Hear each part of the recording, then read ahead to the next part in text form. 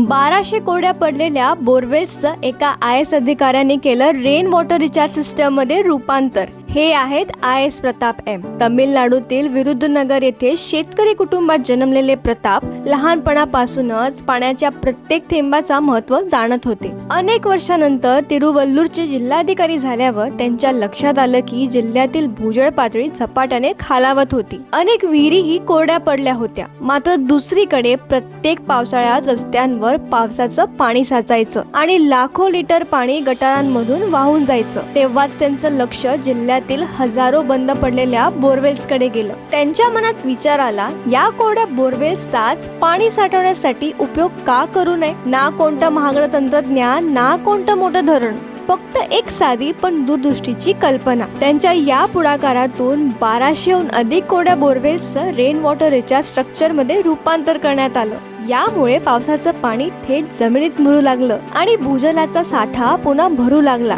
पहिल्याच पावसाळ्यानंतर या उपक्रमाचे उल्लेखनीय परिणाम दिसून आले। अनेक भागात भूजल पातळी 5 ते 10 फुटाने वाढली। कोरड्या पडलेल्या विहिरींमध्ये पुन्हा पाणी साचू लागलं। हातपंप पुन्हा सुरू झाले। शेतकऱ्यांना पिकांसाठी पुरेसं पाणी मिळू लागलं। जी गावं एकेकाळी पाण्याच्या टँकर्सवर अवलंबून होती, तिथल्या विहिरींमध्येही पुन्हा पाणी परतू लागलं। ज्या बोरवेल्सना लोक निरुपयोगी समजत होते, त्याच आता संपूर्ण परिसरासाठी जीवनवाहिनी ठरल्या। IAS प्रताप यांचा हा पुढाकार आपल्याला आठवण करून देतो की प्रत्येक उपाय नवा असायलाच पाहिजे असा नाही। अनेकदा उत्तर त्याच गोष्टींमध्ये दडलेलं असतं ज्यांना आपण निरुपयोगी समजून दुर्लक्ष करतो। तुमच्या शहरात किंवा गावातही हे मॉडेल राबवायला हवं का? तुमचं मत कॉमेंट्स मध्ये नक्की सांगा।